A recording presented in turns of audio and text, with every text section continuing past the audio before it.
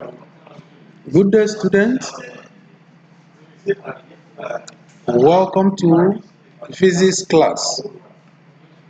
This is SS2 class. Our topic for today is magnetic field. Magnetic field. Specific objective. At the end of the lesson, you should be able to define magnetic field, state the law of magnetism, define the magnetic field, draw the magnetic field patterns, explain the types of magnets, and describe the methods of making magnets. Now, concept of magnetic field. We said that centuries ago, the ancient Greeks discovered that a certain form of stone, which is an iron ore, it is called lodestone, or commonly known as magnetite. The magnetite is the name for such iron ore, but it is called lodestone. So that stone had the properties of always pointing the same way when they are freely suspended. But the Greek scientists, the ancient Greek scientists discovered that this ore of iron, they have the ability of attracting iron to themselves.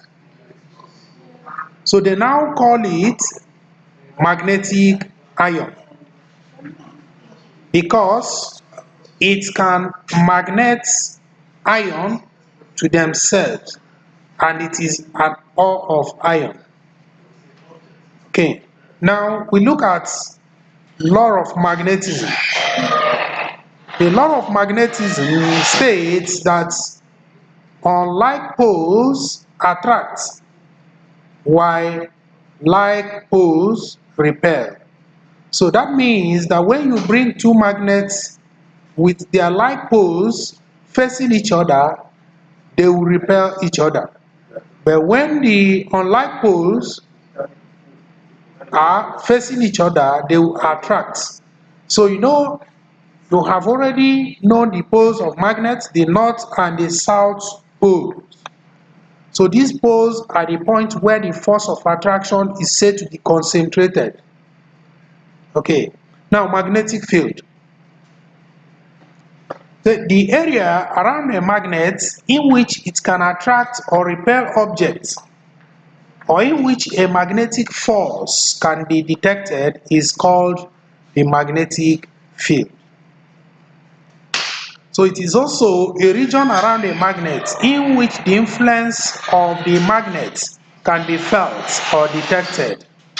So you discover that whenever an object is within that particular region, then you begin to detect the influence of that magnet on that object. So we say magnetic field is an example of force field, and the force is called magnetic force. So magnetic field is a vector field. So just like electric field and gravitational field. So both, they are all vector fields. So that means they have magnitudes and directions. So we say that magnetic field is usually represented by magnetic lines of force. Just remember the electric lines of force we treated earlier. So we represent the magnetic field with the lines of force. We call the magnetic lines of force. So we said the magnetic lines of force are imaginary lines along which a free north pole will tend to move if placed in the field. So in a magnetic field, so when a magnet is suspended, we discover that its magnetic north pole, the magnetic north pole of that magnet will try to move towards a certain position, and that direction of movement is what is represented as the lines of force. So we say magnetic lines of force is also a line such that its tangents at any point give the direction of the field at that point. Now you look at the patterns of magnetic field here. The first one is the magnetic field line due to a bar magnet. So from there you see that the line of force originates from the north pole and terminates to the south pole. So you equally see that the line of force are equally spaced. They are equally spaced. Just like electric lines of force, the magnetic lines of force do not intersect. They do not intersect. Now the second diagram shows an attractive force between two magnets, showing the opposite pole facing each other. So that is, you see the pattern, that is an attraction. So while the third diagram represents the repulsion, in that case it is two bar magnets with their north poles facing each other. So that represents repulsion because the two like poles are facing each other. Okay, so now we look at the magnetic field around a straight current carrying wire. So we say magnetic field pattern around a straight carrying wire consists of concentric circles with the wire at the center.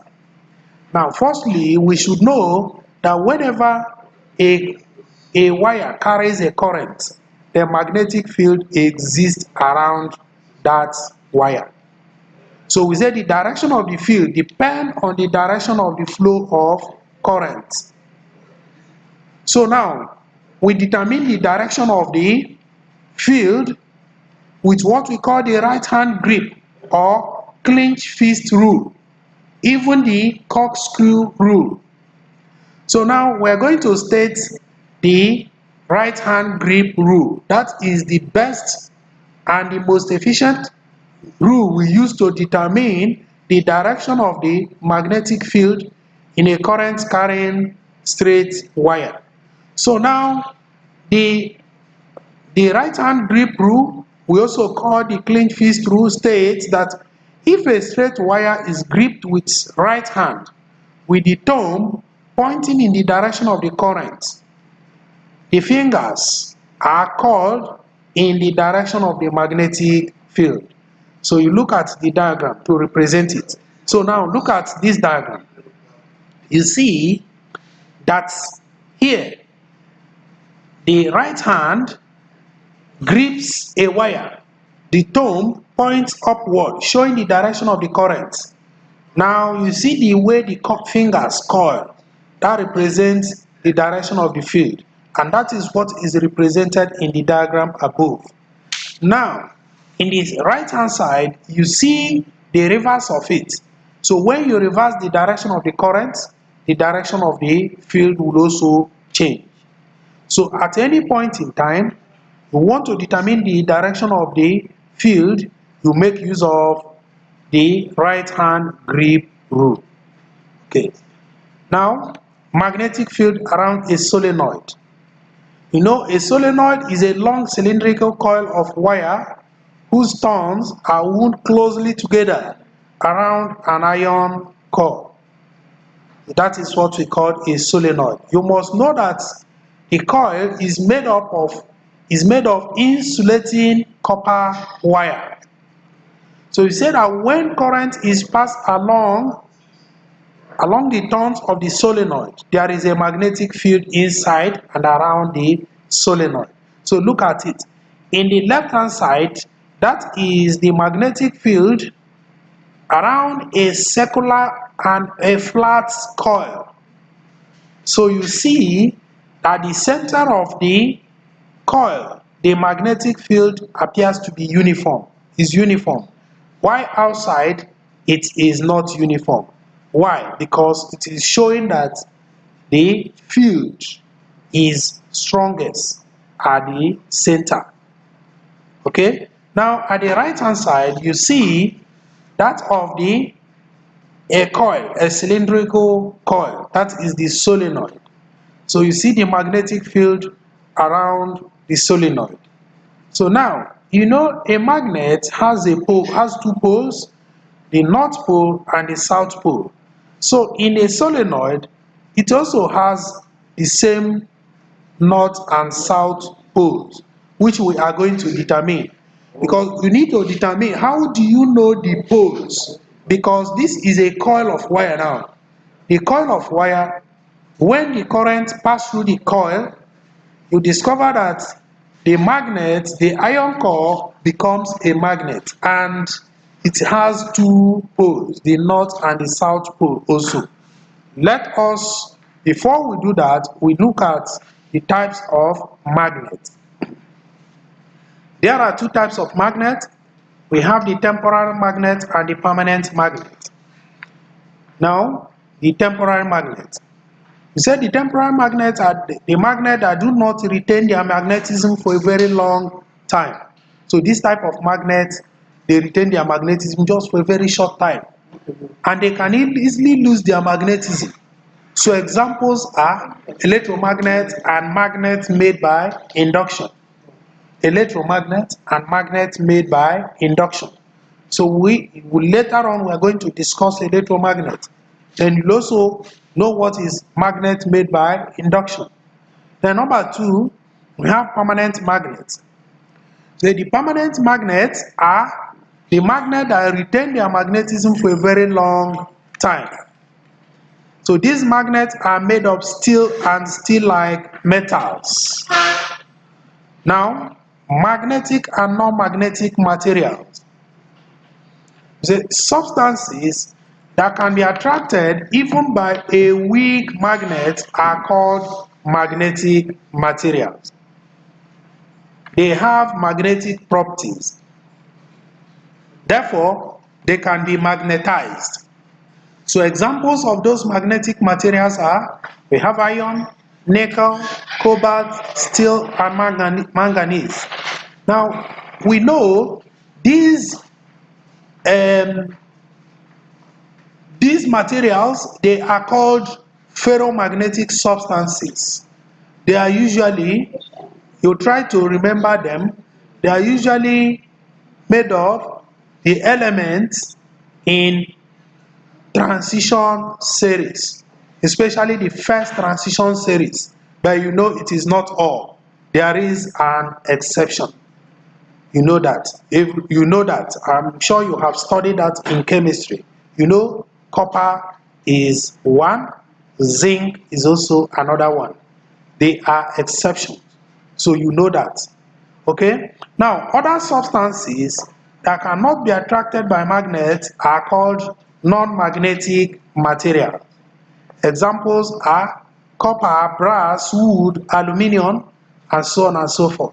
So these materials are said to have feeble magnetic properties. Later on, we are going to discuss what we call them.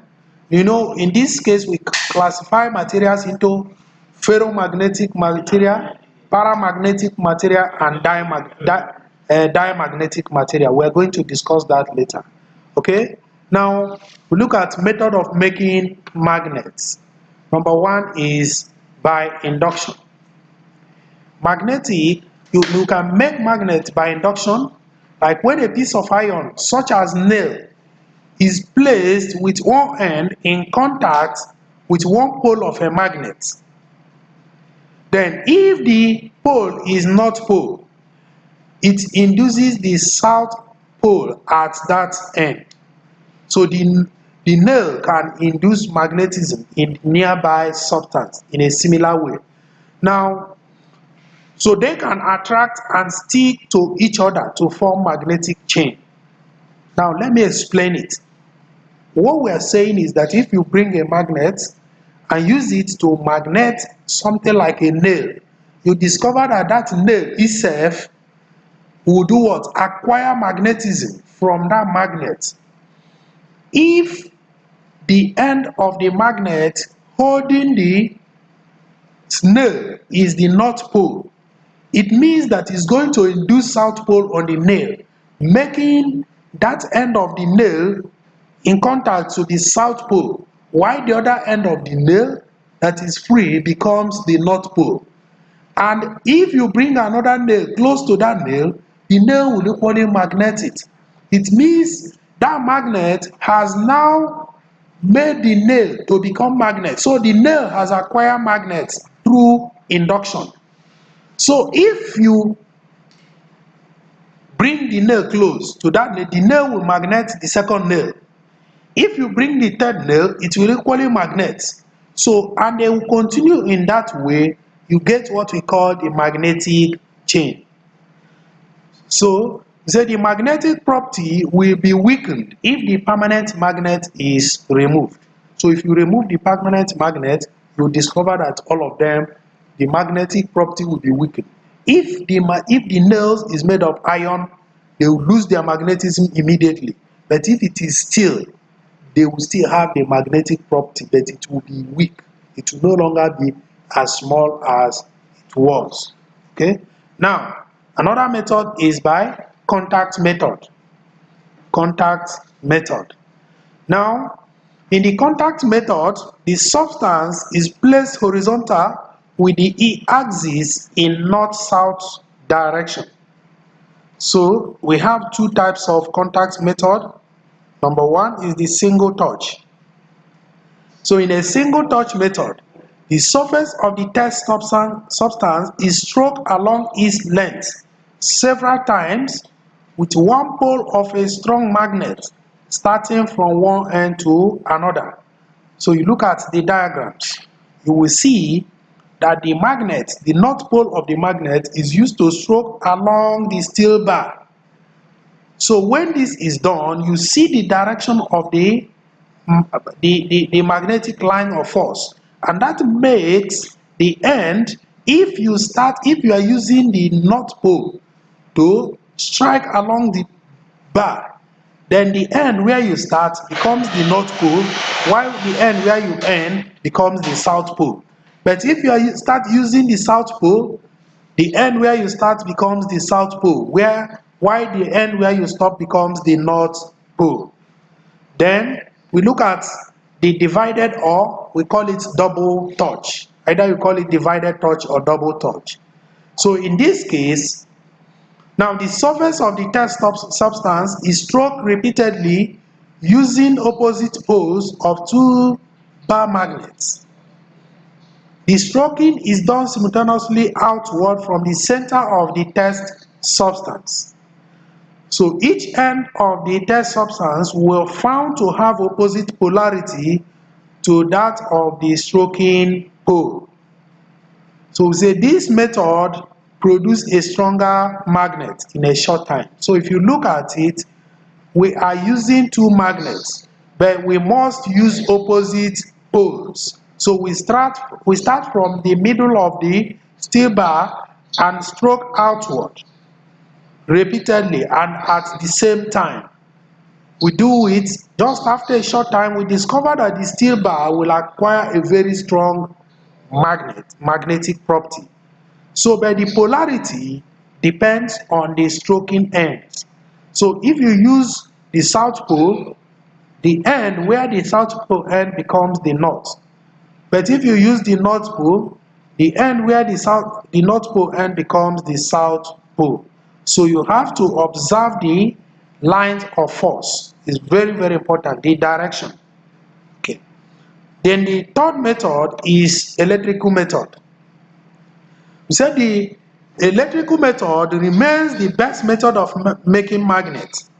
It is also the industrial method of making magnets. Remember, the industrial method means the method of making magnets in large quantity. Okay, so this method makes use of magnetic effect of current. So the material to be magnetized is inserted into a solenoid and the ends of the coil connected the source of EMF. So the current is switched on for a short period of time and then switched off. So the material is then found to magnetize. So this one you can easily practice it.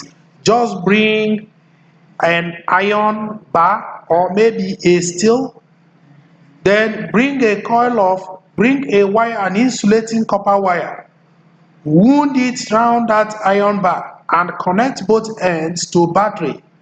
So you discover that that iron bar will become a magnet. So but immediately you disconnect the battery, that iron bar will lose its magnetism. If it is steel, it will still retain the magnetism. Okay? Now, let us look at the polarity of the magnet. How do we determine the polarity of the magnet made by electrical method? Because it is an iron bar which is not magnet initially, but we have made it to become a magnet by electrical method. Now we can determine the polarity in this way. We said that if the current is flowing in the clockwise direction, so you just hold that coil to face the end and check the direction of flow of current. You remember the direction of flow of current is determined from the polarity of the battery. So take note of that. So if the current is flowing in a clockwise direction from one end, that end will be the south pole. But if it is flowing in an anti-clockwise direction, that end will be the north pole. So that's how to determine the polarity. Okay, now we look at demagnetization. Demagnetization of a magnet is the process by which magnet is made to lose its magnetism. Assuming you want to make a magnet to lose its magnetization, so that process is called demagnetization. So in the process, the molecules in the magnet have to be shaken out of their orderly arrangement. You know, the molecules are oddly arranged. So when you shake it in such a way that they are disorderly arranged, then the material will now lose its magnetism. Then we have three methods: the mechanical method, heating method, electrical method. Now in the mechanical method, we said that a magnet can be demagnetized by hammering. If you hammer it hard, like you can see in the diagram, make sure that it will be pointed in the east-west direction. So if we also arrange magnets disorderly, so you find out that that material will lose its magnetism. Another method is by heating. So a magnet can also be demagnetized by heating until it is red hot, and you allow it to cool while it's also lying in east-west direction. We are going to discuss why must it be east-west direction in a later class. Okay, so and in this case, the molecules are shaken up by thermal agitation. You look at the diagram. In this case, the magnet is going to be demagnetized. The third method is electrical method also. So a magnet is placed inside a solenoid through which an alternating current is flowing through. So the solenoid is placed with its axis pointing east and west. So after a short period, the magnet is slowly withdrawn from the solenoid to a long distance away.